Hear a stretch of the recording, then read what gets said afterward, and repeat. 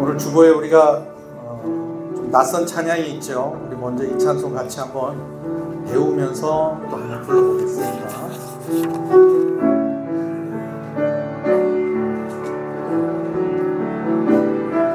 오직 주의 은혜로 지금 여기 서 있네.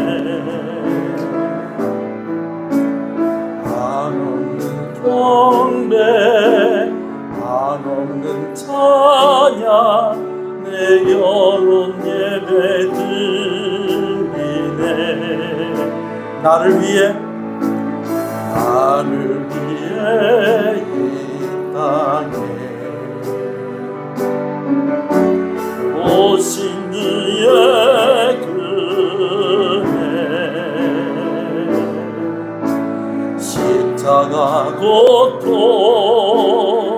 이기신 주님 은혜 어찌 잊으리.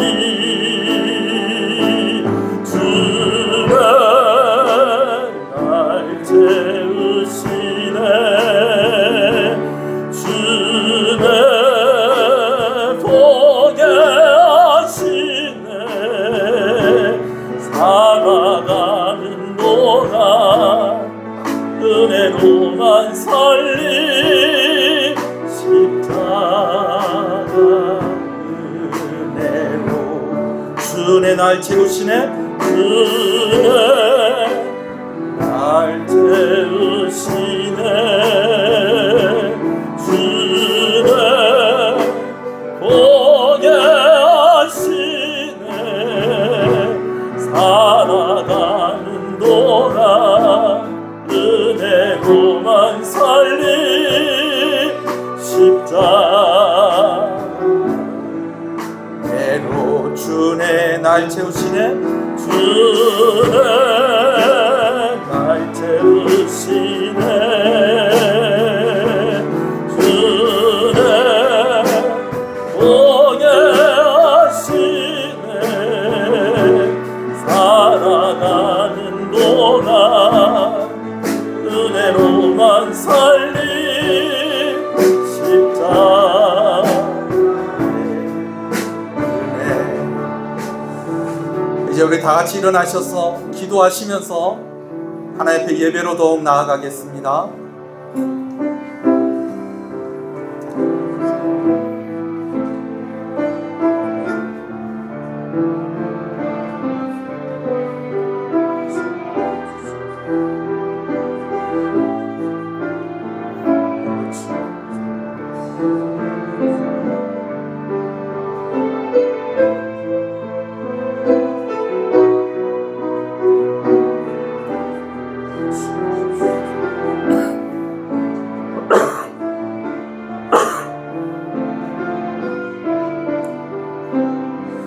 신앙을 고백하시겠습니다.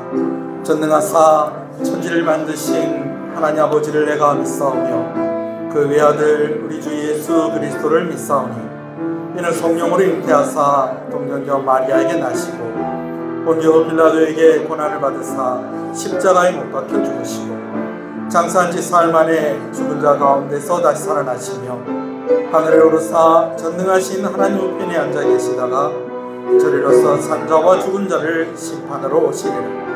성령을 믿사오며 거룩한 공예와 성도가 서로 교통하는 것과 죄를 사해 주시는 것과 몸이 다시 사는 것과 영원히 사는 것을 믿사옵나이다. 아멘. 310장 하나님의 은혜로 함께 찬양합니다.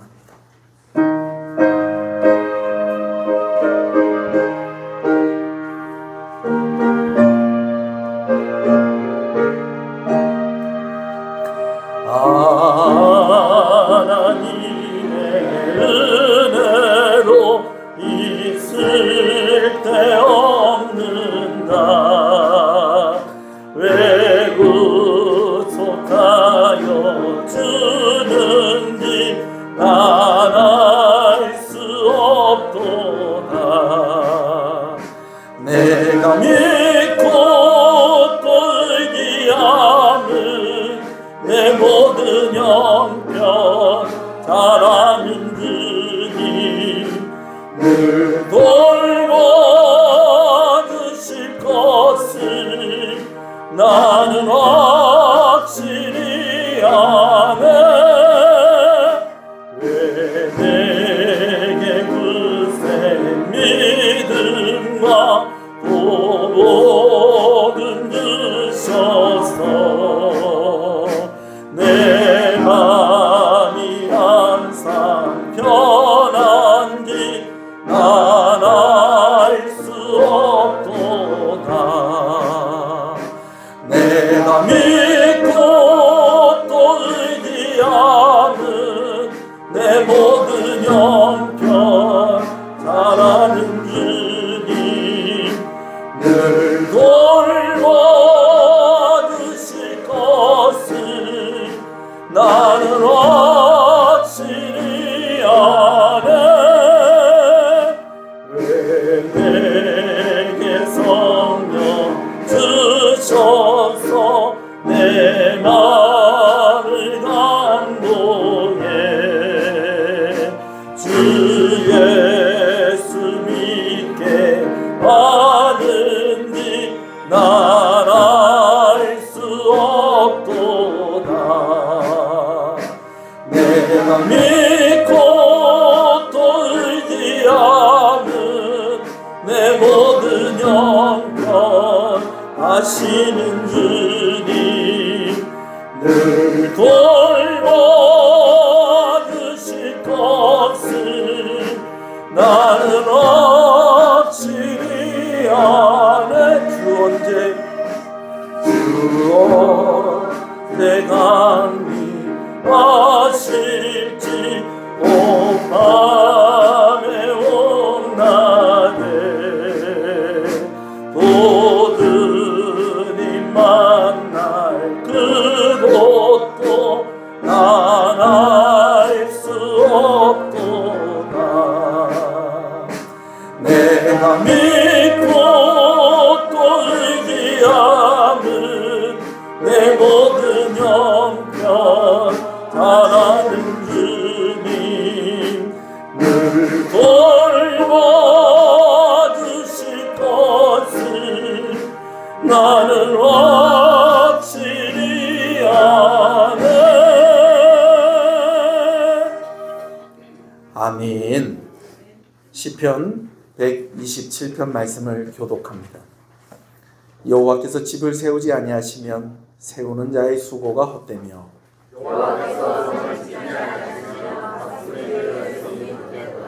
너희가 일찍 일어나고 늦게 누우며 수고의 떡을 먹음이 헛되도다.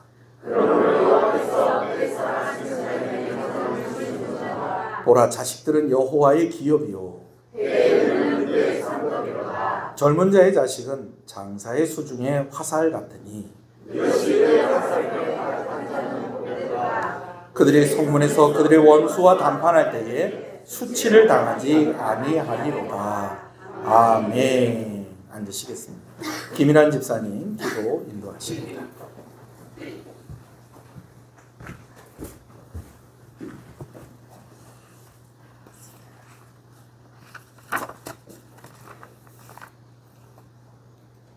우리의 산 소망이 되시는 하나님 아버지, 정한 날과 시간이 되어서 주님 앞에 기쁨으로 감사하며 예배의 자리에 나아갑니다.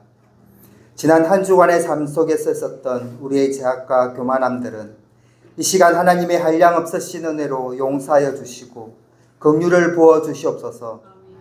우리의 각오와 다짐은 너무나 연약하여서 금방 지나가는 소나기와 같은 사단의 유혹에도 넘어지는 우리들입니다. 주님의 십자가의 사랑이 늘 우리의 마음에서 뜨겁게 달아오르게 하여 주시고 오직 주님을 향한 시선, 주님께로만 내 삶의 초점이 맞추어져서 찬송과 기도로 날마다 주님과 교제하는 시온교회 성도들이 되게 하여 주시옵소서. 무더위와 습한 장마 날씨 속에서 때로는 감사함을 잊어버린 우리들이지만 이런 날씨 속에서도 하나님의 섭리를 헤아릴 수 있는 우리들의 삶이 되게 하여 주시옵소서. 시온교회를 통하여서 하나님께서 일하실 것을 기대하며 관망함에 있는 것이 아니라 성도들 간 더욱 교제함과 각 기관들은 협력함으로 하나님의 선하신 일들에 동참하는 시연교회 성도들이 되게 하여 주시옵소서. 유치부에서부터 장년부에 이르기까지 더욱 성장할 수 있도록 은혜 내려 주시옵소서. 병중에 있는 성도들 가운데 하나님께서 함께하여 주셔서 위로하시고 쾌차하게 하여 주시고 늘 주님 안에서 있을 수 있도록 늘 주님께서 우리의 피난처이시고 안식처이심을 믿음으로 고백하게 하여 주시옵소서. 이 시간 말씀을 전하실 목사님께서도 주님께서 함께하여 주시고 전하는 말씀 우리 신비에 새겨지는 말씀이 되게 하여 주시고 또 늘 교회와 성도들을 위해 기도하는 목사님의 영육간에 강건함을 주셔서 지치지 않도록 은혜 부어 주시옵소서. 예배의 시작과 마침까지 오직 주님 홀로 영광받아 주시옵시고 이 모든 것 예수님의 이름으로 기도드립니다. 아멘.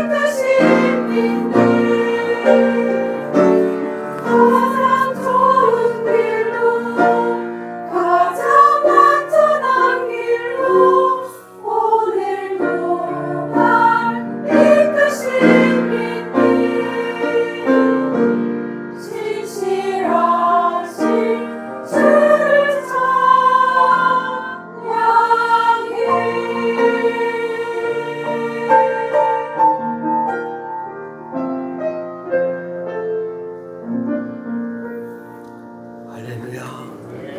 왕이신 나의 하나님, 내가 주를 높이고 영원히 주의 이름을 송축하리이다.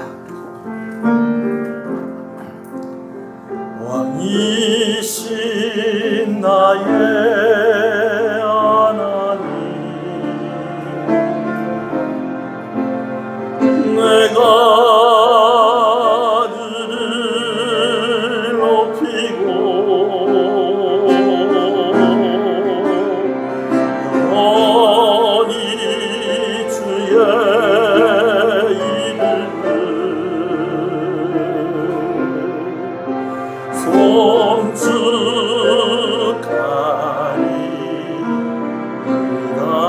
왕이신 나의 하나님, 주님의 이름을 높여드립니다.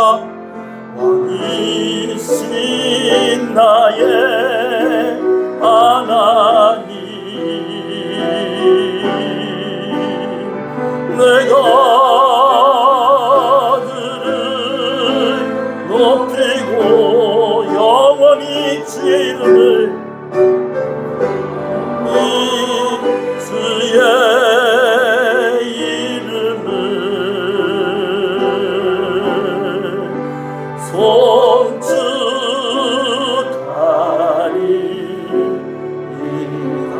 우리 한 번 더 찬양합니다. 왕이신 나의 하나님, 왕이신 나의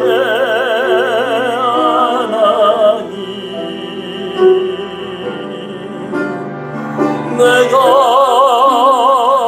그를 높이고 영원히 주의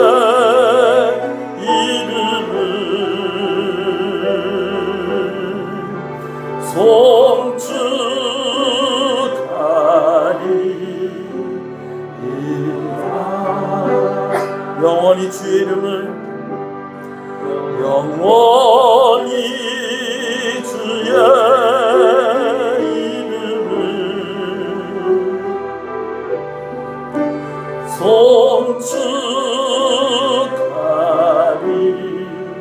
송축하리이다.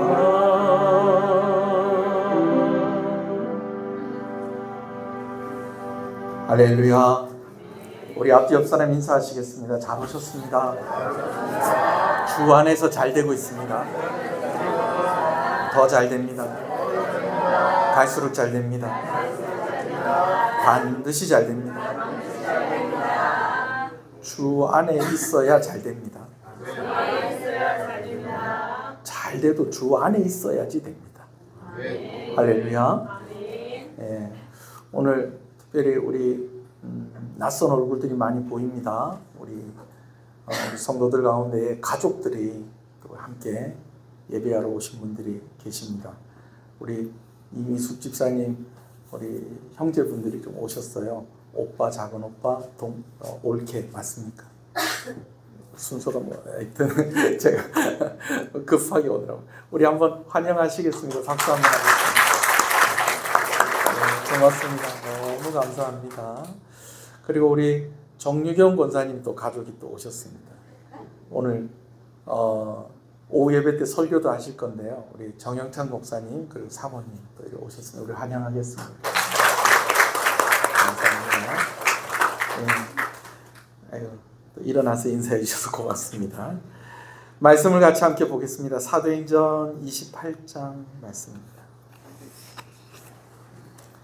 주보에 말씀이 있습니다. 사도행전 28장 11절에서 15절의 말씀입니다. 사도행전 28장 11절에서 15절의 말씀입니다. 말씀을 함께 보겠습니다. 석 달 후에 우리가 그 섬에서 겨울을 난 알렉산드리아 배를 타고 떠나니 그 배의 머리 장식은 디오스고로라. 수라구사에 대고 사흘을 있다가 거기서 둘러가서 레기온에 이르러 하루를 지난 후 남풍이 일어나므로 이튿날 보디올에 이르러 거기서 형제들을 만나 그들의 청함을 받아 이레를 함께 머무니라. 그래서 이와 같이 로마로 가니라. 그곳 형제들이 우리 소식을 듣고 아비오 광장과 트레이스 타르베네까지 맞으러 오니 바울이 그들을 보고 하나님께 감사하고 담대한 마음을 얻으니라. 아멘. 설교를 하면서 우리 교회 이야기도 많이 하고 또 저의 지나온 이야기들도 좀 많이 합니다. 근데 사실은 자랑보다는 좀 부끄러운 이야기, 연약했던 그런 모습들을 이야기할 때가 많이 있죠. 그래서 오늘 간증이라고 하기에는 좀 그렇고 좀 부끄럽고 연약했던 오늘 저의 모습들이 오늘 말씀 가운데 있을 것인데 여러분들이 잘 이해를 하고 오늘 말씀을 들으셨으면 좋겠습니다. 할렐루야. 바울이 이제 가이사랴를 떠나서 로마로 가는 그러한 여정을 우리가 살펴보고 있는 가운데 있습니다. 그러면서 우리가 인생을 살면서 만나게 되어지는 세 가지 바람에 대해서 이야기를 했었죠. 하나는 순풍, 하나는 역풍, 하나는 폭풍입니다. 순풍은 그야말로 순한 바람이죠. 내가 가는 곳으로 데려다주는 바람, 바로 그 바람이 순풍입니다. 역풍은 맞바람입니다. 근데 이 역풍이 그래도 불어오더라도 우리가 조금씩 잘 견디면서 또 앞으로 나아가는 또 그런 상황입니다. 그러나 광풍이나 폭풍은 상황이 다르죠. 내가 지금 어디에 있는지 알 수 없고 내가 어디로 가는지도 알 수 없는, 내가 뭘 하려고 해도 아무것도 할 수 없는 그런 바람을 우리가 인생을 통해서 만날 때가 있다라는 것입니다. 그리고 사도 바울이 로마로 가는 여정 가운데에서 순풍도 만나고 역풍도 만나고 또 폭풍도 만났던 것을 우리가 계속해서 확인을 해보았습니다. 그런데 참 희한하죠. 우리가 살면서 봐도 그렇고 또 오늘 우리가 사도 바울의 이야기를 봐도 그렇고요. 이게 순풍이었는 줄 알았는데 나중에 보니까 이게 폭풍이었습니다. 그리고 이것이 폭풍인 줄 알았는데 나중에 알고 보니까 이것이 순풍이었던 그런 일들이 있다라는 것입니다. 여러분, 오늘 여러분들은 어떤 바람을 맞고 살아가고 계십니까? 순한 바람 맞으면서 여러분들이 가고자 하는 곳으로 계속 잘 가고 있습니까? 아니면 역풍을 만나서 좀 고생을 하고 있습니까? 아니면 아유 목사님 이거 고생이라고 말하는 것도 그것도 아닙니다. 저는 막 정신을 못 차리겠습니다. 여러분 이런 바람 속에서 살아가고 있습니까? 그러나 이건 나중에 봐야지 됩니다. 지금 내가 순풍인 것 같은데 이게 역풍이 될 수도 있고요. 이거 지금 내가 폭풍 속에 있는 것 같은데 오히려 이것이 나를 내가 가야 될 그곳에 데려다주는 그 순풍이 될 수도 있다라는 것입니다. 오늘 여러분들 이 지도를 이렇게 본문 가운데 있는 것을 봅니다.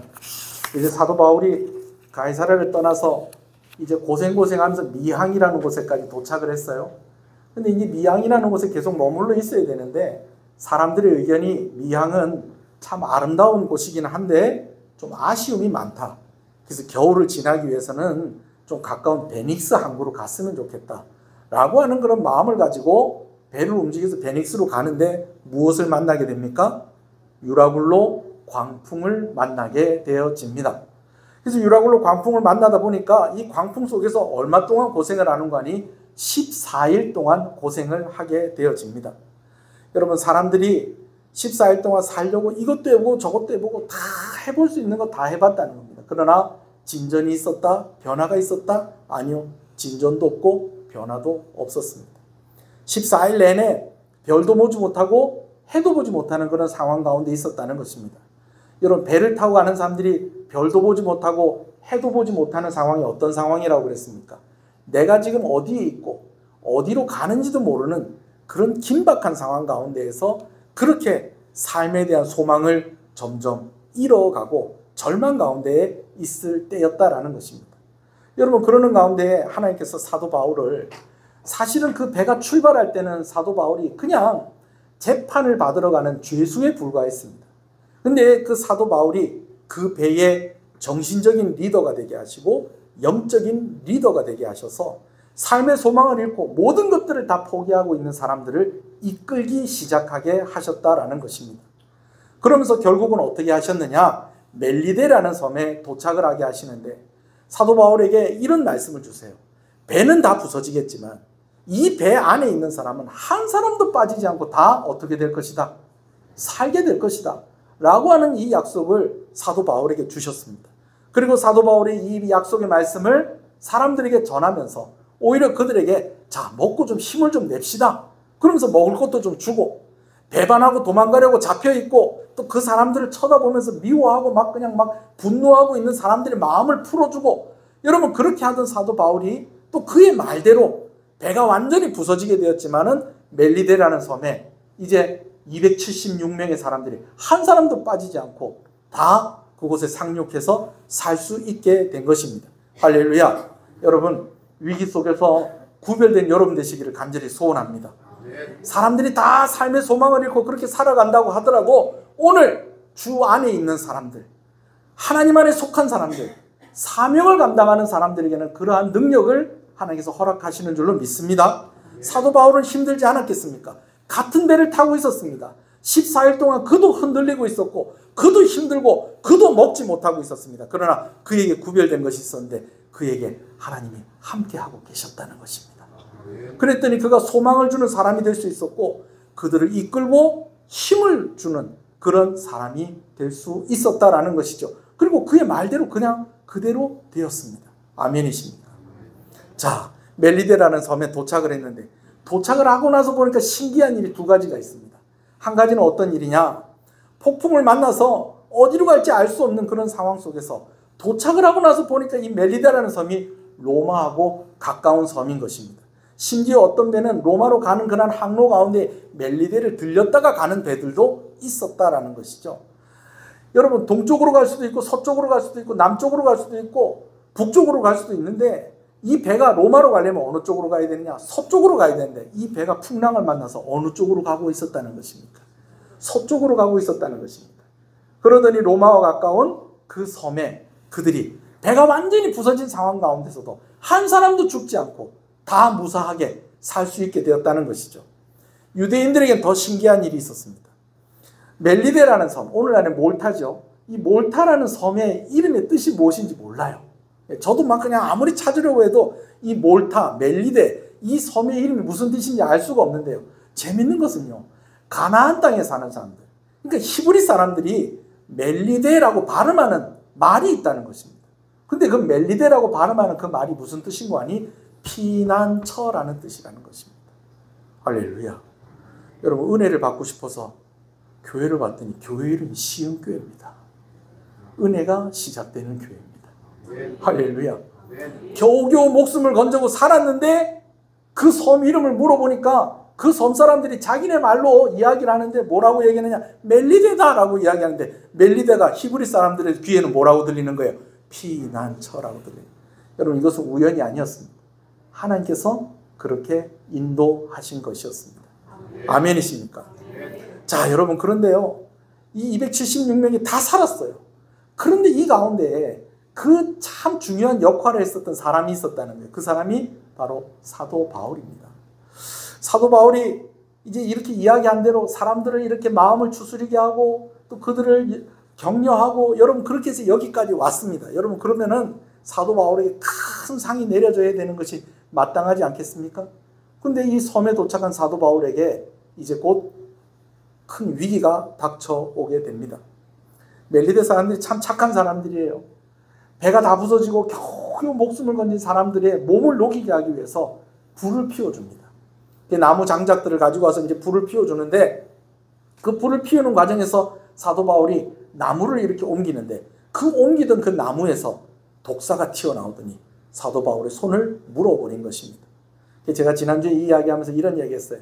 사도 바울의 손에 독사가 매달려 있었다는 거예요. 여러분 뱀이 손에 매달려 있었다는 것은 무엇을 의미하는 것일까요? 그만큼 깊게 뱀의 이빨이 사도 바울의 살과 뼈를 파고들었었다라는 것이죠. 사람들이 그런 사도 바울을 보면서 수군거리기 시작을 합니다. 저 사람은 분명히 흉악한 살인범임에 분명하다. 왜 그러느냐? 이 험난한 폭풍을 이겨서 이렇게 살아남았는데도 저 사람에게 곧 저렇게 죽음의 그림자가 드리워지는 것은 너무 많은 죄를 지었기 때문에, 너무 흉악한 죄를 지었기 때문에 정의의 여신이 저를 살려두지 않고 죽이려고 하는 것이 아니겠느냐라고 하면서 사도 바울에 대해서 그렇게 이야기를 합니다. 근데 사도 바울은요, 어떻게 하죠? 너무나 침착하고 덤덤하게 그냥 손에 있는 뱀 이거 떼어내어서 그거 어디다 던져버리고 불에다가 던져버리고 그냥 있는 거예요. 아무 일이 일어났다 안 일어났다. 아무 일이 일어나지 않는 것입니다. 원래 독사가 물었으면 이제 어떻게 되는 겁니까? 서서히 몸이 부어오르기 시작하면서 죽어가야 되는 것인데 사도 바울이 죽지를 않는 것입니다. 사람들의 말이 바뀌었습니다. 저가 신인 것 같다. 흉악한 범죄를 저질러서 신의 심판을 받는 것 같다고 했던 그 말이 저 사람은 보통 사람이 아니다. 신과 친한 사람이든지 아니면 사람이 형상을 하고 온 신이 아니겠느냐라고 하는 그런 말들이 나오기를 시작을 합니다. 그러다가 이제 사도 바울의 일행이 어떤 사람의 초청을 받게 되는데 그 사람의 이름이 보블리오입니다. 보블리오는 그 멜리데에서 아주 유력한 사람이었습니다. 부자였어요. 근데 그 집에 초청을 받아서 이제 그 집에 가보니 그의 아버지가 병이 들어있는 거예요. 많이 아픈 거예요. 위중한 거예요. 근데 사도 바울이 그를 위해서 손을 얹고 기도할 때 그의 병이 낫게 되었다라는 것입니다. 할렐루야. 자, 여러분 여기까지 정리를 좀 다시 한번 해볼게요. 죄수로 출발을 했습니다. 죄수의 신분으로 그 배를 타고 출발을 했습니다. 그러나 오는 과정 가운데 풍랑을 만나고 하면서 사도 바울이 그들을 정신적으로 영적으로 리더하는 리더자의 역할을 하게 된 것입니다. 그리고 그가 말한 대로 그 배는 다 부서졌지만 그곳에 있는 사람들이 한 사람도 빼놓지 않고 다 살게 되었습니다. 사도 바울의 위상이 이제는 죄수의 위상이 아니라 이제는 리더자의 위상이 된 것입니다. 그런데다가 멜리데 사람들에게는 어떻습니까? 이 사람이 뱀에 물렸으니 당연히 죽을 줄 알았는데 신의 저주를 받은 그런 사람인 줄 알았는데 그가 죽지 않고 오히려 그가 손을 대어서 기도할 때마다 사람들이 병이 낫는 것입니다. 보블리오의 아버지가 병이 낫고 나서부터 섬에 있는 사람들이 아픈 사람들은 다 사도 바울에게 와서 기도를 받습니다. 여러분 그리고 기도해 줬더니 그들이 다 병이 낫게 되어집니다. 이 멜리데 사람들에게 사도 바울은 거의 신과 같은 그런 존재가 되었다라는 것입니다. 그렇게 석 달이라는 시간이 지나게 되어집니다. 오늘 본문의 이야기가 여기서부터 시작이 되는 것입니다. 여러분 석 달이라는 시간이 지났다는 것은 계절이 바뀌었다는 것이죠. 겨울에는 지중해에서는 항해하면 안 됩니다. 근데 가이사랴에서 이제 사도 바울이 항해를 시작을 했을 때는 사도 바울이 타고 있던 배가 항해를 시작을 했을 때는 그래도 이쯤 돼서 출발하면 겨우겨우 겨울이 되기 전에 어디 도착할 수 있겠다. 로마에 도착할 수 있겠다라고 생각을 했는데 겨울바람이 더 일찍 불어온 거예요. 북서풍이 불어오다가 보니까 원래 계획했던 항로보다는 더 안전한 항로를 선택해서 이리저리 가다 보니까는 벌써 겨울이 다 돼버렸습니다. 그래도 겨우겨우 미항에 도착을 했는데 그러면은 겨울에는 지중해에서는 항해를 하면 돼요, 안 돼요? 안 되는데 조금만 더 욕심을 내서 조금 더 좋고 조금 더 풍성한 도시에 가서 우리가 겨울을 지나자 하는 그 욕심으로 나섰다가 유라굴로 북풍을 만나서 여기까지 온 것 아닙니까? 그죠? 그러면서 사도 바울의 위상이 어떻게 됐다는 거예요? 달라졌다는 거예요. 죄수가 아니라 이제는 리더자가 되어버렸다라는 것입니다. 멜리데 사람들에게는 뱀에 물려도 죽지 않는 사람, 손을 대어서 기도하면 병을 낫게 하는 신과 같은 존재가 되었다라는 것입니다. 여기서 3개월을 잘 지냈습니다. 여러분 사도 바울에게 이 시간이 어떤 시간이었을까요? 제가 생각해 볼 때요, 사도 바울이 예수님 만난 이후로 제일 편안한 시간이 아니었을까? 사도 바울이 예수님 만난 이후로 제일 환영받는 시간이 아니었을까? 사도 바울이 예수님 만난 이후로 제일 평안했던 시간이 아니었을까? 여러분 사도 바울이 예수님 만나고 나는데 그의 열정이 얼마나 대단했던지, 예수님 만나자마자 내가 주를 위해서 헌신하겠습니다. 그래서 예루살렘 교회에 가서 예루살렘 교회 지도자들을 만나려고 하는데 지도자들이 안 만나줍니다. 왜? 사도 바울이 원래 뭐 하던 사람이니까? 예수님 핍박하던 사람이었으니까. 그래서 그들에게 거절을 당하고 그가 아라비아 광야에 가서 오랜 동안 그가 연단을 받는 그런 시간을 갖지 않습니까? 연단이 끝나고 난 뒤에 가이사랴와 또 예루살렘에서 또 열심히 또 복음을 전하려고 하는데 사람들이 잘 믿어주지 않습니다. 바나바가 그를 보증을 해서 이 사람 믿을 만한 사람이다, 내가 보증하겠습니다, 그렇게 하는데 이전과는 좀 달라진 것 같지만 여전히 사도 바울이 의심스럽습니다. 그래서 선택을 한 곳이 어디입니까? 안디옥에 가게 되었습니다. 그리고 안디옥에서 선교사로 파송을 받고 선교 사역을 시작을 하는데 여러분 사도 바울이 가는 곳들마다 놀라운 역사가 일어나고 복음을 믿는 사람들이 생기게 되어지고 교회가 세워지고 그렇게 됩니다. 그러나 그것과 함께 무엇이 함께 있었다는 겁니다. 계속해서 핍박이 있게 되어집니다. 교회가 세워지면 핍박 때문에 그곳을 떠나가게 되어지고, 어떤 것은 교회가 세워지기도 전에 핍박이 너무 심해서 그곳을 떠날 수밖에 없게 되어지고, 심지어는 사람들이 사도 바울을 돌로 쳐서 죽이려고 하는 그런 가운데에 사도 바울이 얼마나 돌을 많이 맞았는지 사람들이 다 그가 죽었는지 알고 성 바깥으로 내다 버렸습니다. 여러분, 그런 일들도 있었다는 것입니다.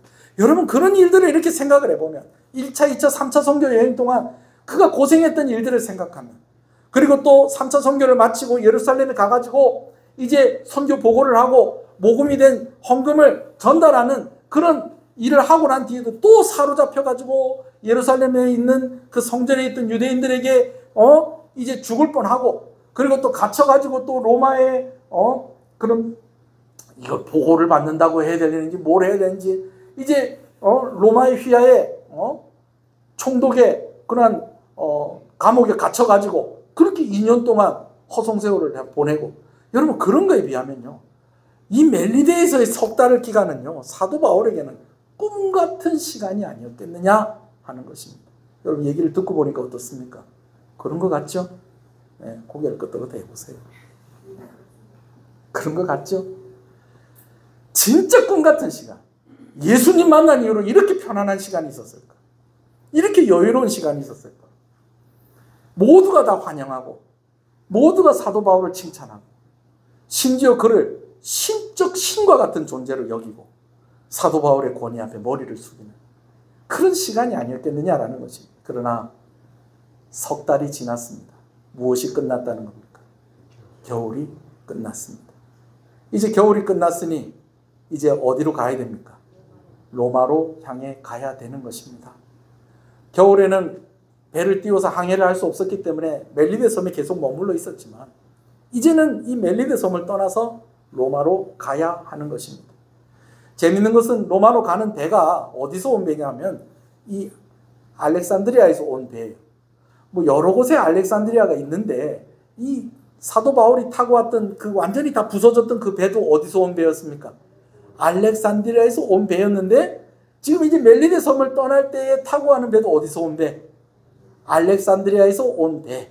그 배를 타고 이제 로마를 향해 가게 되는 겁니다. 근데 오늘 본문에 보니까 어떤 이야기가 되어 있는 거 아니에요? 그 배를 타는데 그 배에 어떤 장식이 되어 있었다라고 하는 그런 언급이 되어져 있는 것입니다. 그 부분을 같이 한번 읽어볼까요? 11절입니다. 여러분들이 읽어주십시오. 시작.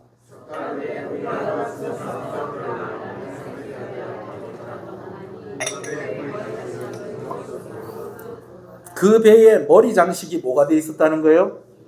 디오스 구로라. 여러분 이 배들이 이렇게 보면 옛날 배들 보면 우리나 요즘 배들처럼 뭐 배 이름만 이렇게 딱 써져 있는 게 아니고 앞에 이렇게 기다랗게 뭐 이렇게 창 같은 것이 이렇게 앞으로 쭉 나와 있고, 그죠? 예, 거기 이제 돛과 연결되어 있는 막 줄도 연결이 되어 있고 뭐 그렇게 되어 있는 데다 그 밑에다가 막 인어라든지 어떤 되게 멋있는 조각 같은 것들이 이렇게 붙어 있는 거 여러분 머리에 그릴 수 있으시겠습니까? 이제 사도 바울이 배를 타고 가는데 그 배에 뭐가 있었다는 그런 조각 같은 것들이 새겨져 있었다라는 것입니다.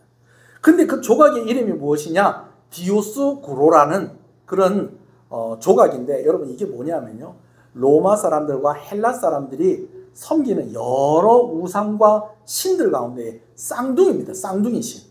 그러니까 새겨져 있는데 볼 때에는 보통 다른 배는 인어가 하나만 새겨져 있으면 여기는 몇 개가 새겨져 있었을까요? 2개가 새겨져서 매달려 있는 거예요. 여러분 그게 그런 배를 사도 바울이 일행인 누굽니까? 이 사도행전을 기록하고 있는 누가와 또 아리스타고와 또 그를 지키고 로마로 함께 갔던 그 백부장과 그의 수하들과 또 같이 배 타고 왔던 선주들 또 선장, 선원들 또 노예들 막 이런 사람들이 다 그 배를 타고 가는 것입니다. 근데 여러분 이런 생각 안 해보세요? 우리가 이전에 사도 바울이 뭐 다른 배들도 탔었잖아요, 그죠? 근데 뭐 그 배 이름이 무엇이었다라고 뭐 얘기를 한다든지 아니면 뭐 그 배의 특징이 뭐 어땠다라도 뭐 이야기를 한다든지 뭐 오늘 본문처럼 뭐 어떤 뭐 이런 것들이 새겨져 있었다. 여러분 이런 것들이 다 일일이 다 그렇게 기록이 돼 있던가요? 그런 것들이 다 기록이 안 돼 있어요. 근데 오늘 본문은 유독 디오스고로라고 하는 우상이 그 배에 새겨져 있었다는 것이 기록이 되어 있는 거예요. 여러분 왜 이것을 기록을 해놨을까요? 이것이 기록이 된 것은요, 일단은 사도 바울이 이걸 봤다는 거겠죠. 봤으니까 기록을 했겠죠. 그렇죠? 그리고 사도 바울과 함께 있었던 이 사도행전을 기록하는 누가 봤고? 누가가 봤고. 뭐 아리스다고는 봤는지 안 봤는지 모르겠어요. 봤겠죠. 이걸 어떻게 안 봤겠어요. 근데 이걸 기록을 하는 것은 어떤 의미가 있느냐? 이제는 꿈 같은 시간은 지나고 다시 현실로 돌아가는 겁니다. 멜리데에 있던 시간은 정말 꿈꾸는 것 같은 시간, 송이꿀같이 단 그런 시간인데 이제는 이 시간 다 지나가고 이제는 어디로 가는 겁니까? 다시 원래 본래의 자리로 돌아오는 겁니다. 사도 바울이 출발할 때 뭐였어요? 죄수였어요.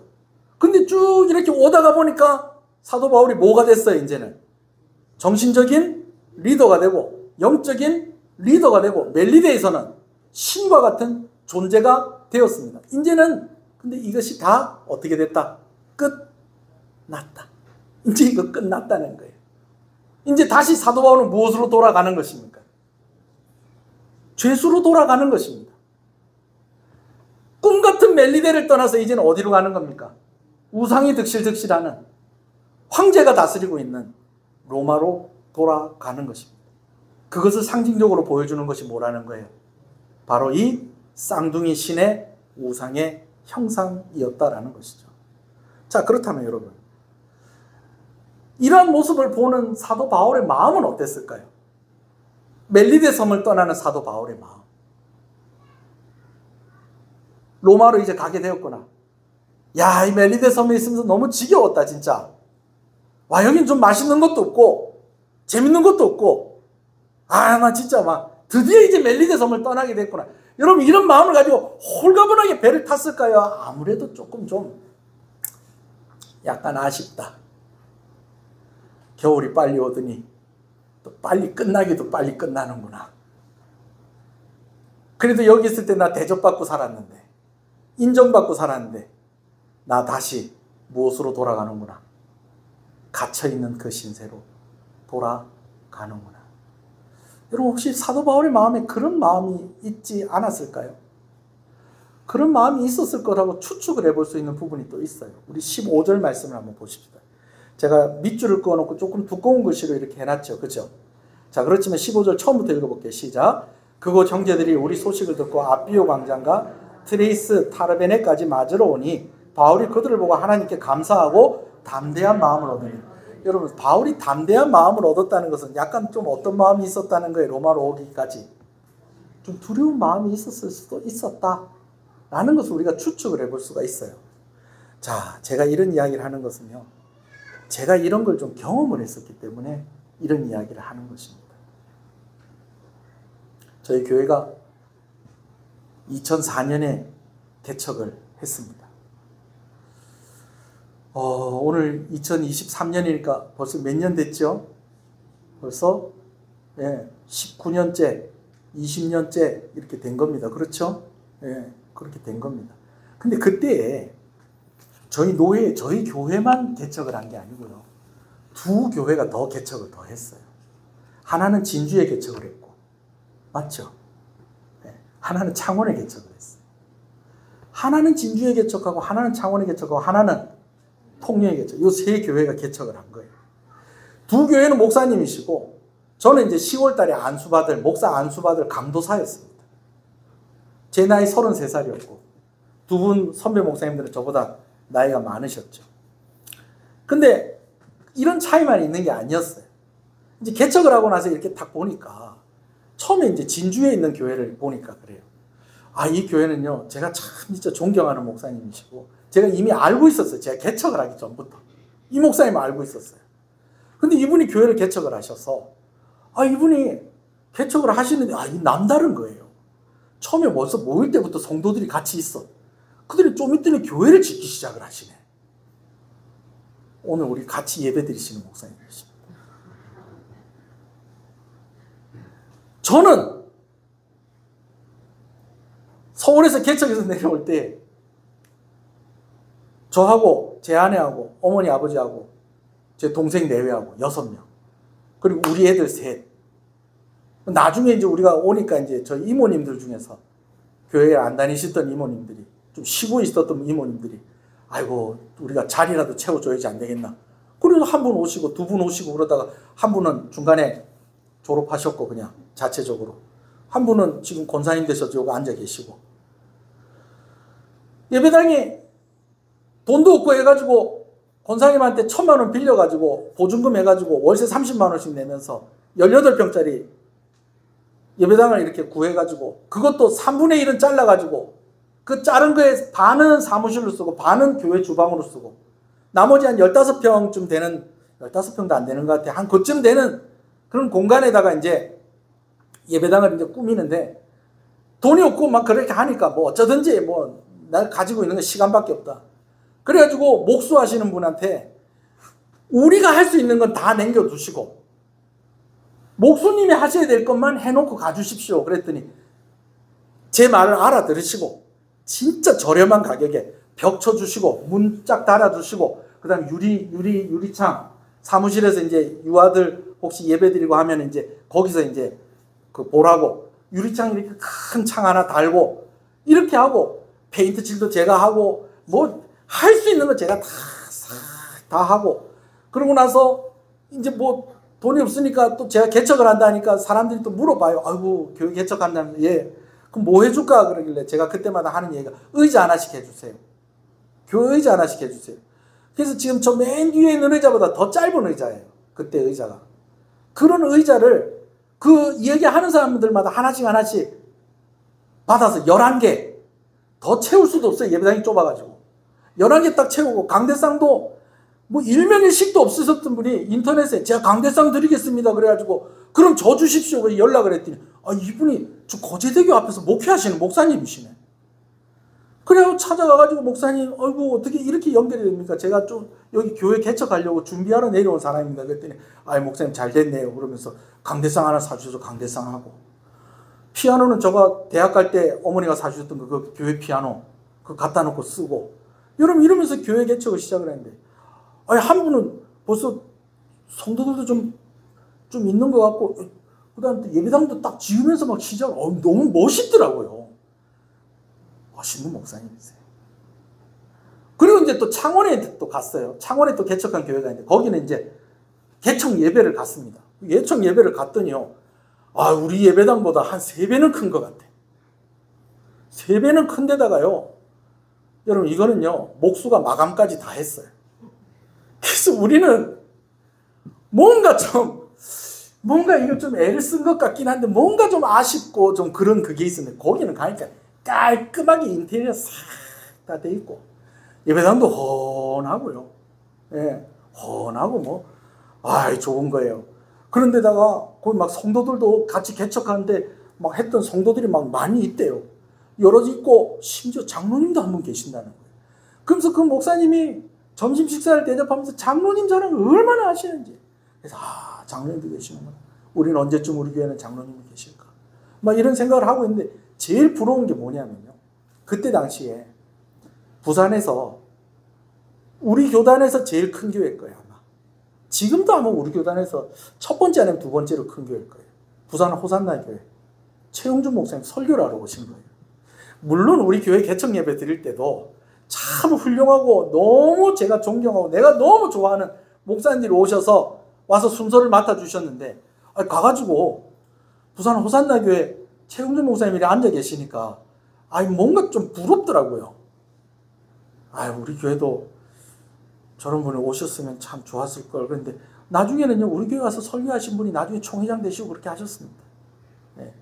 여튼지 간에 마치고 나서 예배 마치고 나서 인사를 하는데 제가 그때는 입에 달고 다니는 인사거든요.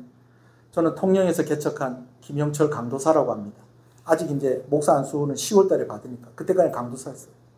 김영철 강도사입니다. 저 통영에서 개척했습니다. 이게 인사입니다. 이게 인사. 노회에도 저를 모르는 분들이 많았기 때문에 그렇게 인사하고 아유 그래요 강사님 아유 축하합니다.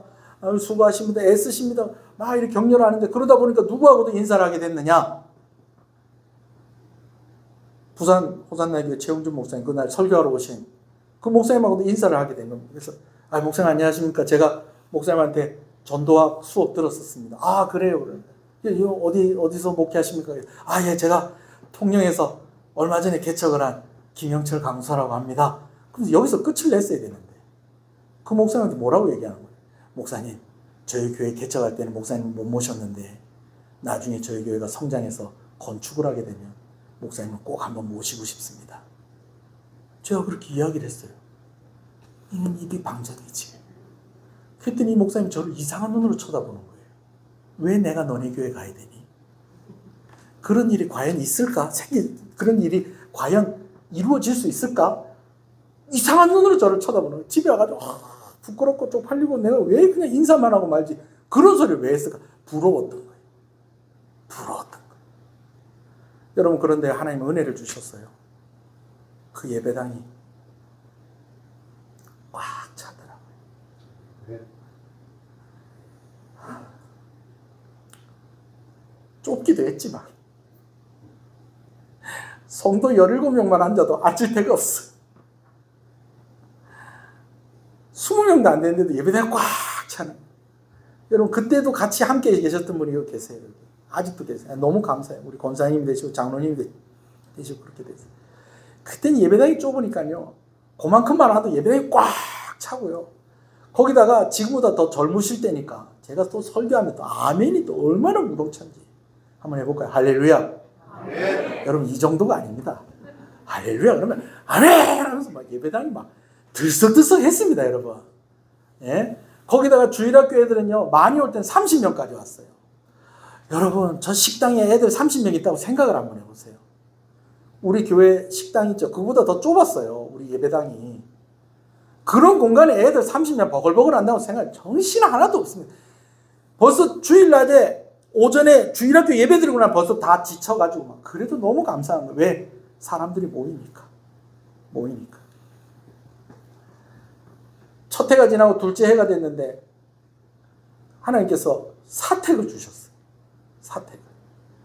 처음 시작하는데 사택이 없었어요. 사택을 어떻게 주셨는지 그거 얘기하려면 1시간 설교 더 해야 됩니다.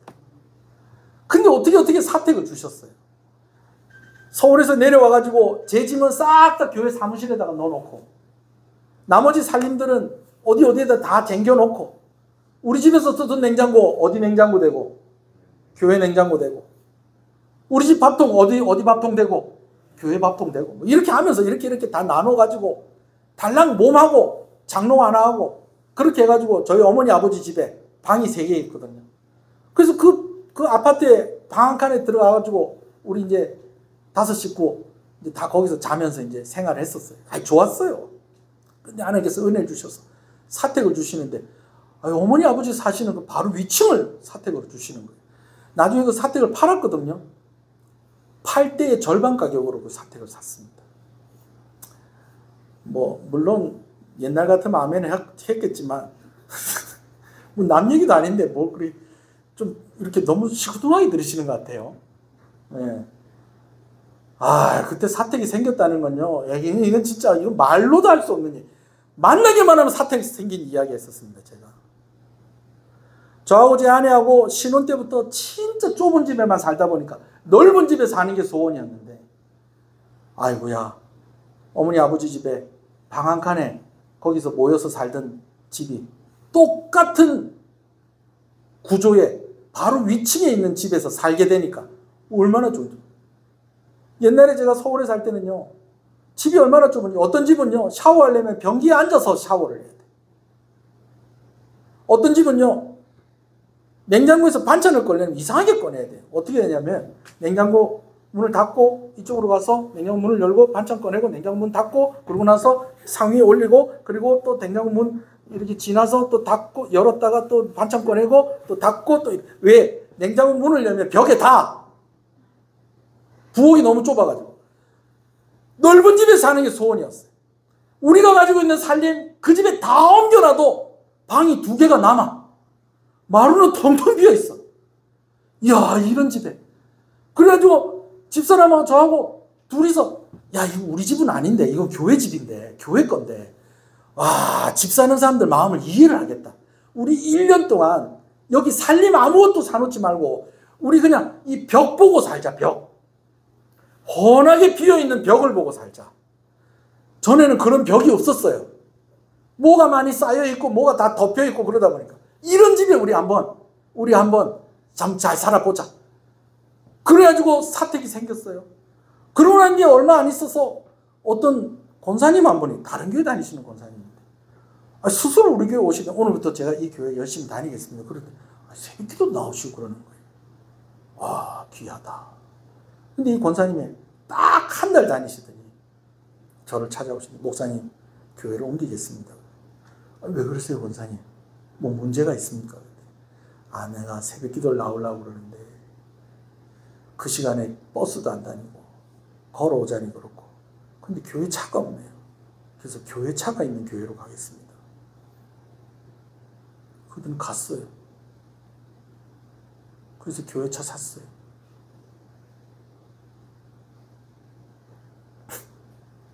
그 권사님은 아직도 안 돌아오고 계십니다. 어디 교회로 가는지도 모르겠어요. 그렇게 교회 차도 생겼어요. 자, 보세요. 아무것도 없이 내려왔는데 하나님께서 예배당 채워주셨어요. 누구로? 성도들로 채워주셨어요. 설교할 때마다 아멘이 쩌렁쩌렁하게 나오고요. 진짜 그때는 지금보다 밥이 더 맛있었습니다. 그때는 저희 어머니가 더 젊으셔서 컨디션 좋으면 한 달에 냉면 3번씩도 해주고 그랬습니다. 지금은 이제 늙어서 안 하신답니다. 권사님 냉면이 어떤 건지 맛도 못 보신 분도 계시죠, 여기. 예, 좀 이쁜 짓 좀 해보세요. 이제는 아들 빨로도 안 먹혀요. 여튼 자리가 없어가지고요, 강대상 위에 상 펴놓고 남자들은 요 위에서 밥 먹었어요. 요 위에서 밥 먹고 의자 뒤로 이렇게 땡기고 해갖고 바닥에다 돗자리 깔아놓고 밥 먹기도 하고, 애들이요 있을 데가 없으니까요 주일학교 예배 마치고 집에는 안 가요. 얘들이 왜 안 가노? 밥 먹고 갈 거래요. 그럼 얘들이 어디 있어야 돼요? 그러면 있을 데가 없잖아요. 그럼 너가 사택 가서 놀아라. 그래가지고 예배 마치고 사택 가잖아요. 6.25 때 이렇지 않을까? 이 폭탄을 맞으면 이렇게 되지 않을까, 집이. 그래도 너무 좋은 거예요. 너무 좋은 거예요. 자, 근데 여러분 한번 보세요. 예배당이 꽉 찼어요. 사택도 생겼어요. 교회 차도 생겼어요. 그럼 그 다음에 뭐 해야 돼요? 예? 그렇죠. 우리 장로님 바로 건축으로 들어가시네. 조금 더 넓은 데로 가야지 안 되겠어요. 근데 솔직한 제 마음이 안 하고 싶은 거예요. 3년 만에 그렇게 됐어요. 큰 교회가 된 건 아니에요. 여전히 작은 교회예요. 그런데 없는 건 없어요. 이제 다 있어요. 근데 성도들이 꽉 찼어요. 그러다 보니까 이제는 더 넓은 곳으로 가야 되는데 안 가고 싶은 거예요. 그럼 또 다시 고생해야 되고 또 다시 힘들어야 되고, 넓은 데 가면 저 사택 어떻게 해? 또 나중에 뭐 했다고 그랬어요? 팔았어요. 지금도 없어요. 저 여기 살잖아요. 여기 사는 게 좋아요. 네.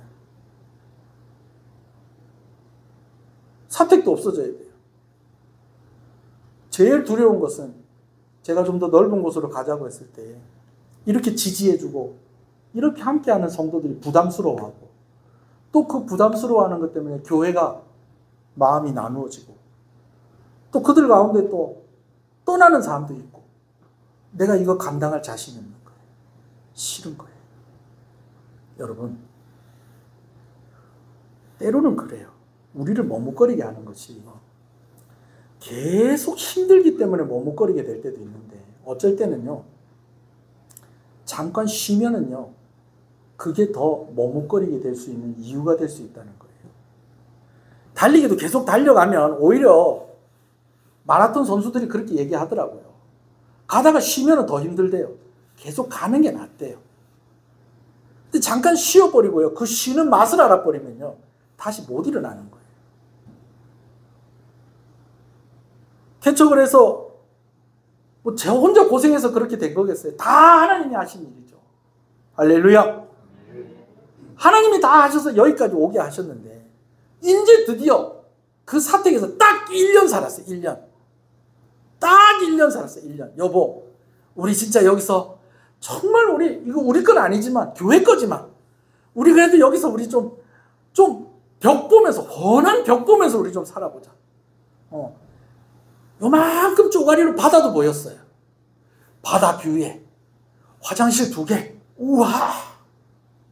교회에서 사택 이사했다고 냉장고도 하나 사주시더라고요. 그 냉장고가 바로 저 4층에 그 조그마한 좀 길쭉한 방에 있는 그 냉장고가 그 냉장고예요.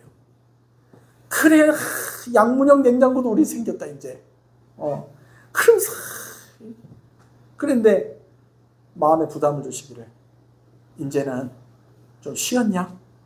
이제 또 가자. 좀 쉬었냐? 이제 좀 가자 이제. 이제 다시 일어나라 이제. 일어나. 또 그 다음 가야지 또. 제가 성도들한테는 정말 자신 있는 모습 보여주고, 심지어는 제가 막 이런 이야기 했어요. 여러분, 교회 일은요, 반대만 안 하면 됩니다. 반대만 안 하면 하나님이 다 하십니다. 아멘이 나와야 되는 타이밍입니다. 여러분, 교회 일은 반대만 안 하면 하나님 다 하십니다. 여러분, 그랬더니요, 거기 있는 또 성도들이 또 다 지금 권사님 되시고 장로님 되신 분들이 또 아멘 하면서 또 막, 나중에 좀 힘들었다는 분은 제가 얘기는 듣긴 들었습니다만, 그래도 저한테 뭐라 하지 않고, 그럼 목사님 가는 데로 한번 가보겠습니다. 그러면서 갔는데, 우리가 생각한 것보다 한 18평에 살았으면 그 다음은 한 몇 평쯤 가야 될까요? 18평쯤 살았으면 그 다음 몇 평쯤 가야 될까요? 예. 35평 이 정도, 한 50평 이런 데 가야 될 거 아니에요. 156평으로 갔어요. 근데 거기 가가지고 일이 꼬이고 꼬여서 7, 8년 힘들었죠. 근데 그 힘든 그것 때문에요, 오히려 지금 예배당을 지었어요. 할렐루야. 제가 그런 일들을 겪다 보니까 멜리데를 떠나는 사도 바울의 모습이 그랬지 않았을까, 제가 그런 좀 생각이 좀 들었었습니다.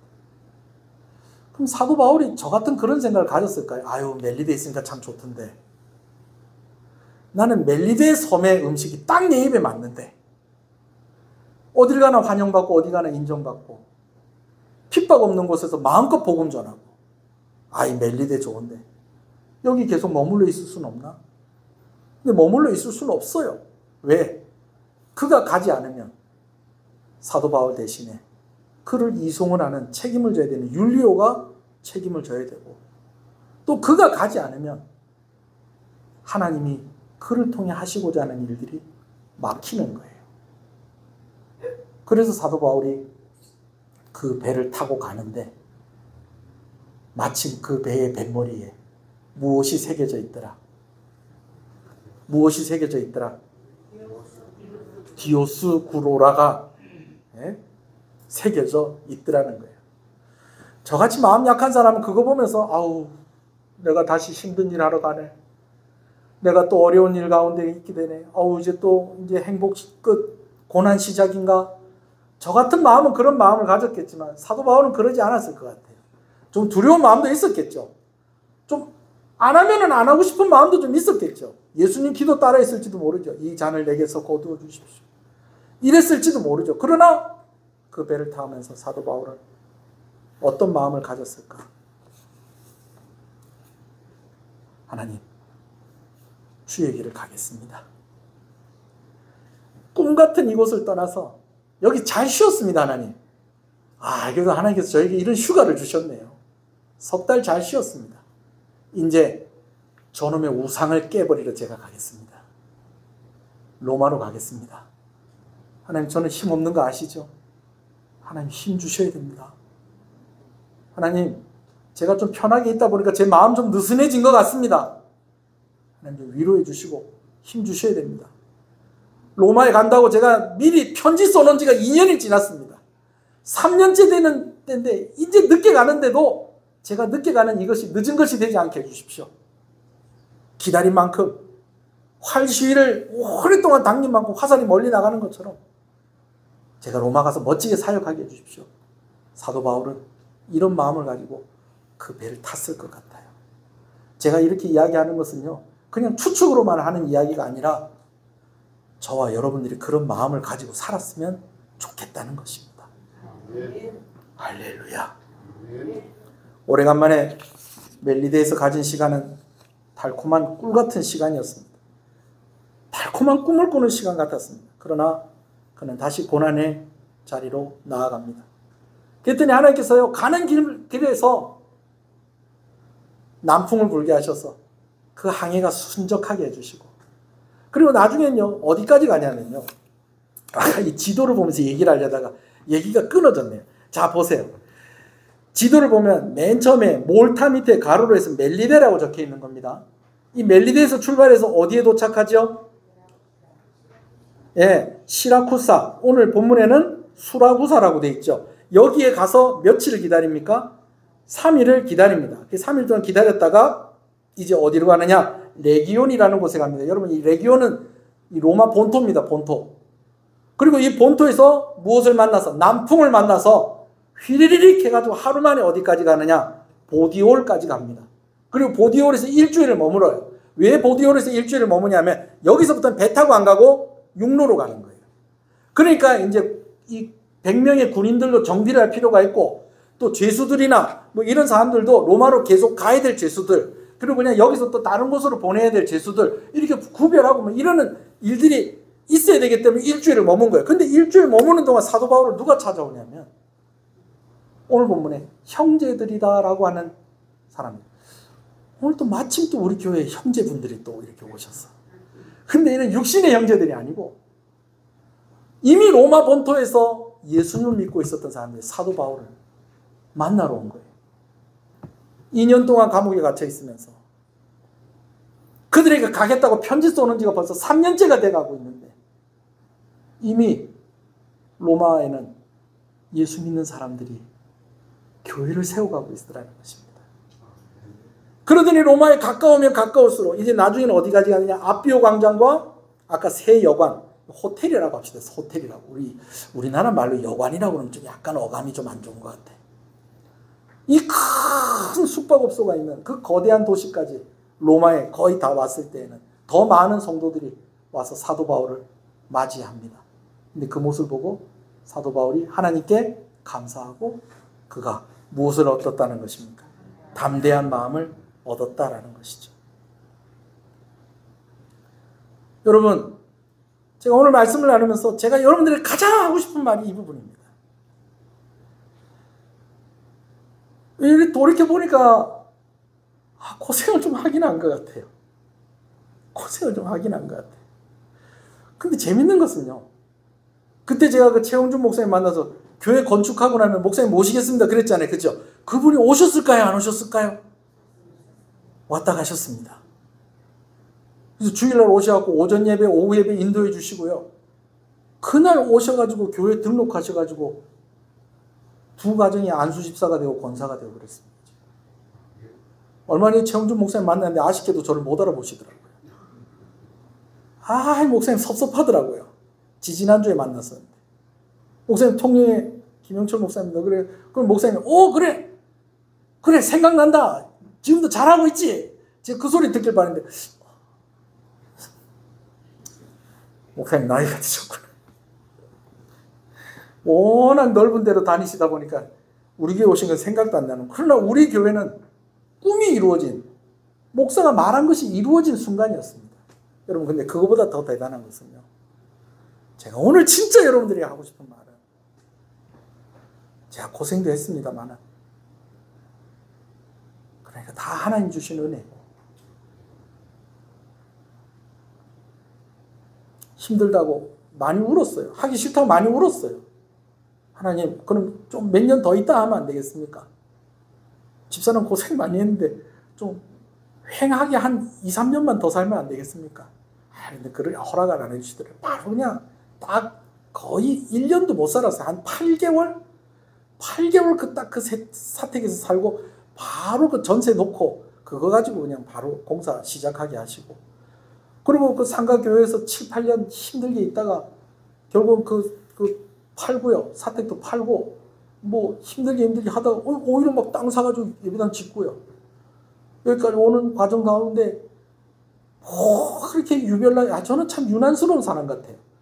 다른 목사님 다 이만큼 다 고생하는데 나는 또 이렇게 고생하면서 또 고생한 티를 내잖아요. 또 아파가지고 항암 치료받고 교통사고로 죽을 뻔하고 그냥 막 이러.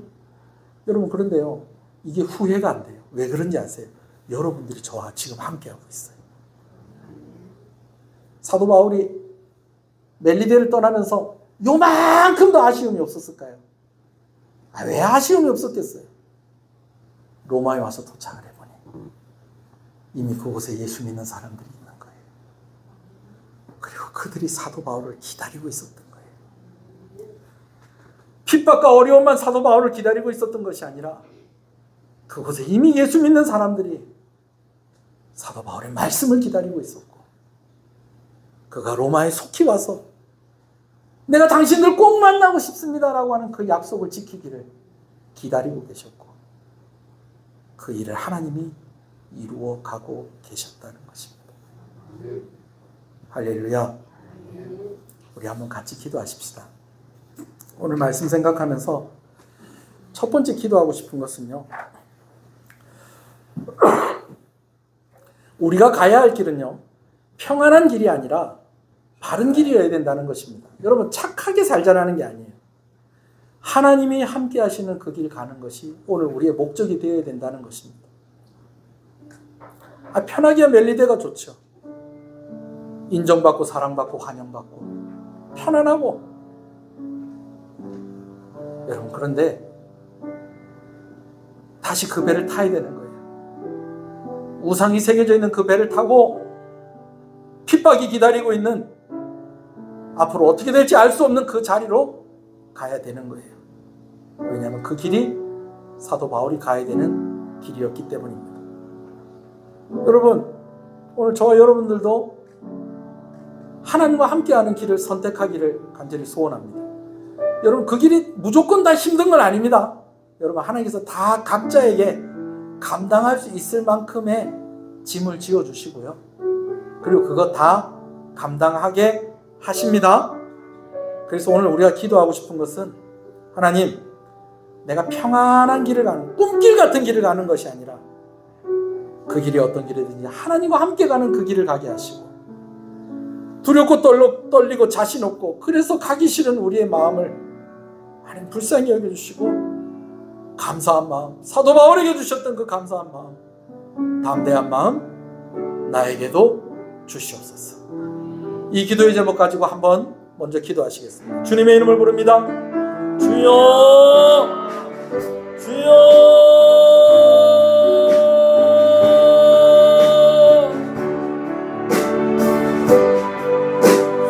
아버지,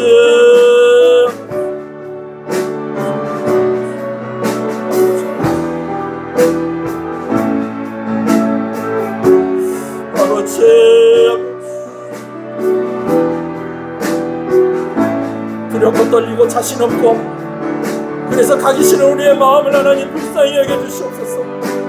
우리의 믿음 없음을 불쌍히 여겨주시옵소서. 아버지, 우리의 믿음 없음을 용서해 주시옵소서.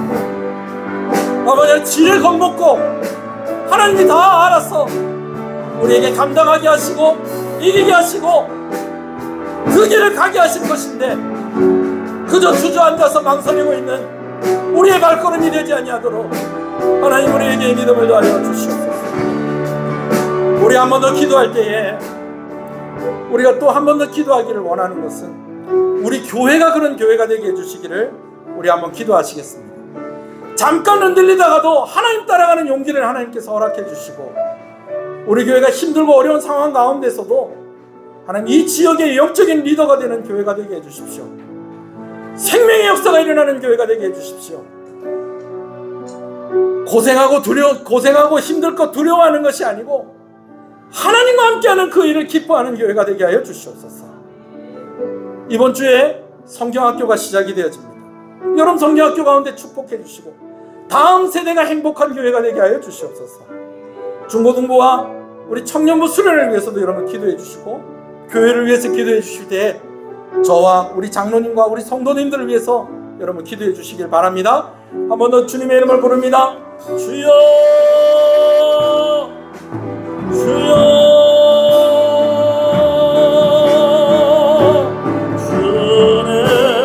주는 날 채우시네 주는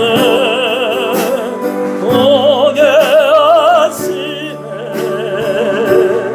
살아가는 동안 은혜로 난 살린 십자가 은혜로 내가 믿고 또 의지하는 내 모든 영혼 자라는 주님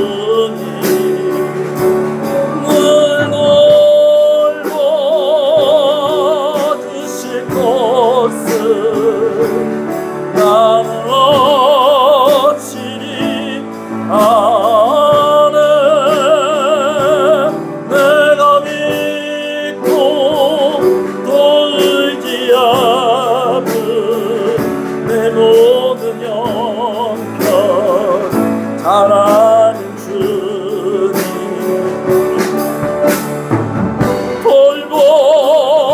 돌보주실 것을 나는 확실히 우리 다같이 눈을 감고 함께 찬양합니다.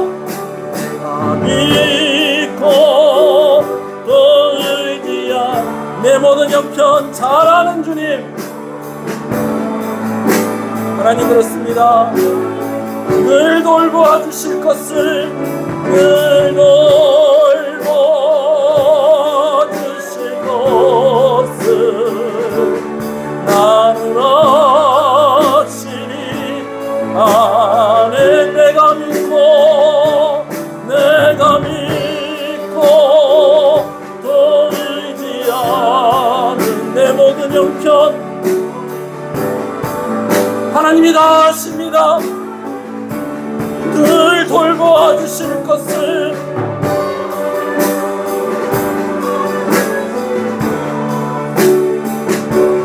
나는 확실히 아네.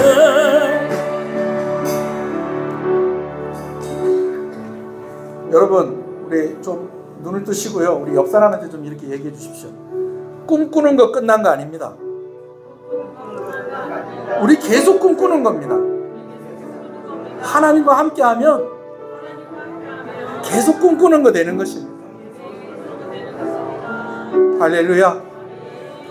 우리 수준을 아세요. 하나님은 우리 수준을 아시고 맡기세요. 그리고 하나님이 놀랍게도 우리 수준 이상으로 하나님의 일들을 이루어 가세요. 옆 사람한테 얘기해 주세요. 우리 수준 아세요. 그런데 우리 수준 이상으로 일하세요. 할렐루야. 우리 한 번 더 찬양합시다. 내가 믿고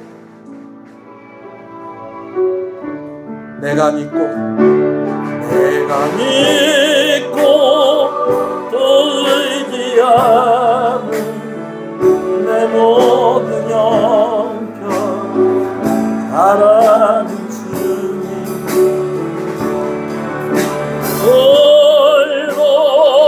돌보주실 것을 나는 확실히 아네 늘 돌보아 주실 것을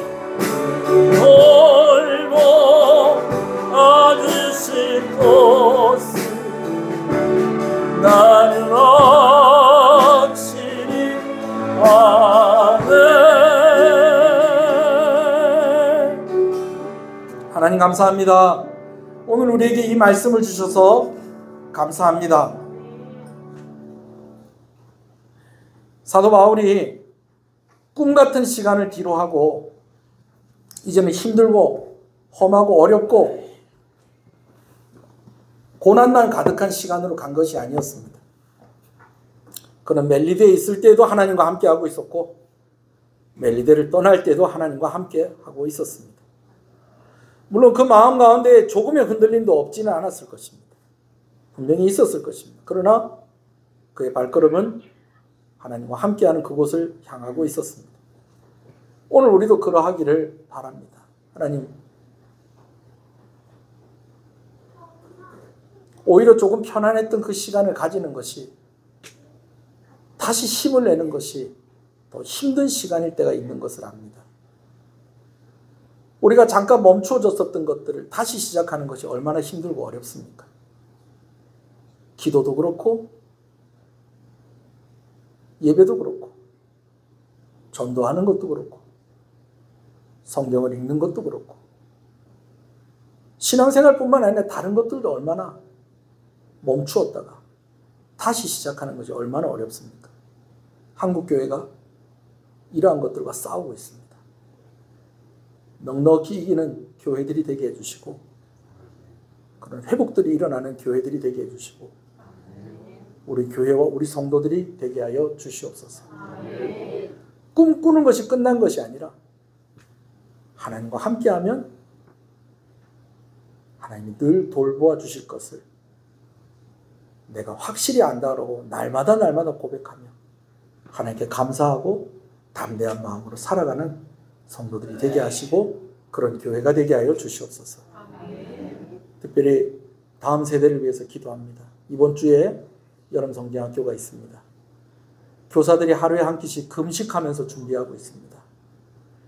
하나님, 내가 밥을 먹지 않으니 어쩌든지 책임지십시오. 떼쓰는 것이 아니라 음식을 먹지 않으면 이렇게 힘든 것처럼 하나님이 함께 해주지 아니하시면 우리는 힘들어서 감당할 수가 없습니다 하는 이 고백으로 나아가는 것이오니 하나님께서 우리 교사들 기도에 응답해 주시고 함께 협력하며 동참하는 모든 이들에게 하나님께서 동일한 은혜를 허락해 주셔서 우리 여름성경학교 참석하는 어린이들이 아버지 하나님, 하나님을 만나고 하나님을 경험하는 귀한 시간들이 되어줄 수 있도록 은혜를 주시옵소서. 청년들과 청소년들이 함께 연합해서 또 수련회를 하게 되어집니다. 하나님께서 함께 해주셔서 우리 청소년들, 우리 청년들, 아버지 하나님이 젊을 때에 이때에 주시는 하나님의 은혜를 놓치지 않게 해주십시오. 이때에 느낄 수 있는 그 하나님을 놓치지 않게 해주십시오. 참석하고 섬기는 모든 손길들이 다 은혜 받게 하여 주시옵시고 변화가 있는 그런 수련회가 될 수 있게 하나님께서 인도하여 주시기를 간절히 소원합니다. 성도들의 가정을 하나님께서 살펴주시고 특별히 치료 중에 있는 성도들 긍휼히 여기시고 하나님 고쳐주시기를 간절히 소원하고 소원합니다. 오늘도 주님 앞에 귀한 것 드립니다. 드린 손길 가운데 하나님께서 은혜 주셔서 물질의 문제로 건강의 문제로 시험 들지 않게 하여 주시옵시고 오히려 넉넉하게 하나님께서 부어주셔서 교회를 위해서 마음껏 헌신하고 또 내가 돕고 싶은 사람들 마음껏 도와줄 수 있을 만큼 넉넉한 우리 성도들의 가정들이 되게 하여 주시옵소서.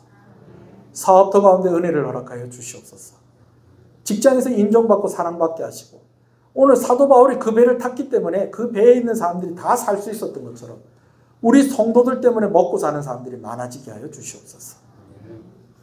11조로 하나님께 드립니다. 하나님 감사합니다. 하나님이 나의 주인임을 고백하며 드리는 손길을 하나님께서 기억하시고 복의 복을 더하시고 약속된 은혜를 허락하여 주시옵소서. 선교헌금으로 드립니다. 건강하고 귀한 선교사님과 여러 단체들과 협력하게 하시는 것을 감사합니다. 그곳 가운데 하나님의 위로가 있게 하여 주시옵시고 하나님께 감사하며 담대함으로 그 모든 일들을 감당하는 우리 귀한 선교사님들과 간사님들이 되게 하여 주시옵소서. 이를 위해서 기도하며 물질로 헌신하는 이들에게 하나님 큰 은혜와 복을 허락하여 주시옵소서. 건축헌금으로 드립니다. 비전헌금으로 드립니다. 우리 교회가 더 힘있게 하나님의 일들을 감당할 수 있도록 아버지 하나님께서 은혜를 주시고 더하여서 드리오니 더하여서 주시는 은혜를 허락하여 주시옵소서. 감사함으로 드립니다. 하나님 감사합니다. 감사함으로 드립니다. 하나님 감사합니다. 하나님 감사합니다. 하나님 감사합니다. 감사함으로 드립니다. 하나님 감사합니다. 감사함으로 드립니다. 하나님 감사합니다. 감사함으로 드립니다. 하나님 감사합니다. 범사에 감사합니다. 하나님 감사합니다. 하나님 아버지 크신 은혜 항상 감사합니다. 하나님 감사합니다. 맥주 감사헌금으로 드립니다. 하나님 감사합니다. 하나님 특별히 오늘 가족들이 출석하고 있는 교회에 와서 예배하게 하시는 것을 감사합니다.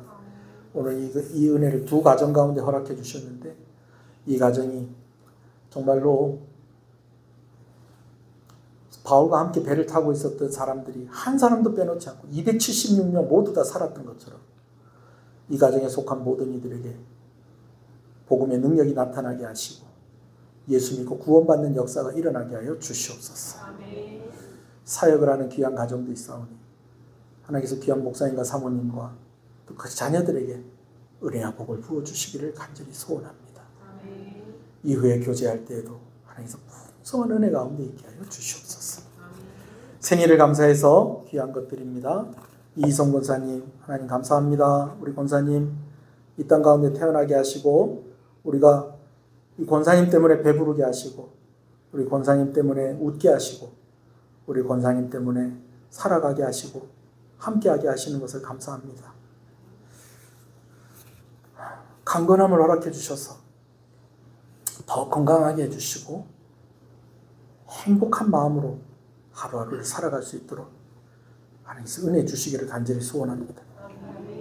자녀들을 위해서 눈물로 기도하는 그 기도에 응답하여 주시옵시고 하나님의 위로가 되어주시고 하나님께서 함께하여 주시기를 간절히 소원하고 소원합니다. 김경자 권사님 또 생일을 감사해서 귀한 것들입니다. 하나님 우리 권사님 기도하려고 애쓰고 주의 길을 가려고 애쓰는 우리 귀한 권사님에게 하나님께서 건강하게 해주시고 아프지 않게 해주시고 좋은 사람들을 많이 만나게 해주시고 아버지 하나님 그 어떤 것에도 부족함이 없도록 하나님께서 은혜 주시기를 간절히 소원합니다.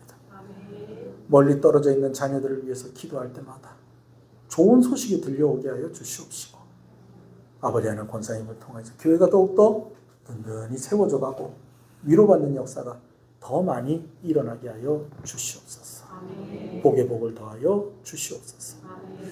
하나님 오늘 예배를 위해서 섬기는 여러 손길들이 있습니다. 예배당 청소하고 차량을 운행하고 또 식사를 준비하고 대접하고 또 그것을 정리하고 아버지 하나님 교사로 구역장으로 또 각 기관의 임력원으로 직분받은 자로서 장로로 권사로 안수집사로 집사로 또 성도로 하나님 각자의 위치에서 하나님을 섬기는 여러 손길 반주자들 성가대 한 사람도 빼놓지 않고 하나님 다 기억하시고 은혜와 복을 허락하여 주시기를 간절히 소원합니다.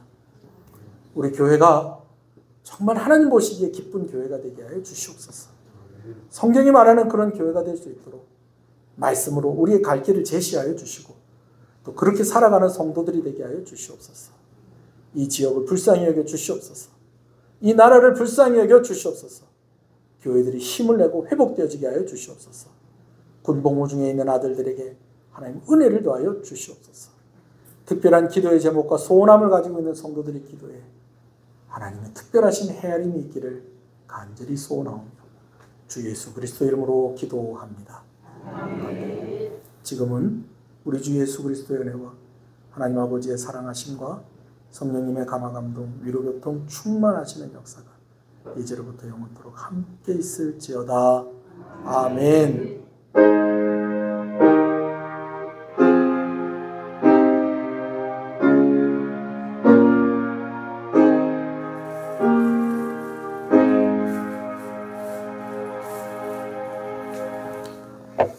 할렐루야. 오늘 이렇게 함께 예배드리게 돼서 너무너무 감사하고 고맙습니다. 오늘 점심은 고기 반찬이고 수박도 있습니다. 헌신예배 많이 참석하라고 그렇게 준비한 줄로 압니다. 그래서 여러분 교사연합 헌신예배 여러분 많이 참석하셔서 우리 목사님 말씀 꼭 들으시면 좋겠습니다. 여름성경학교가 7월 14일, 15일에 있습니다. 요번 주입니다. 요번 주.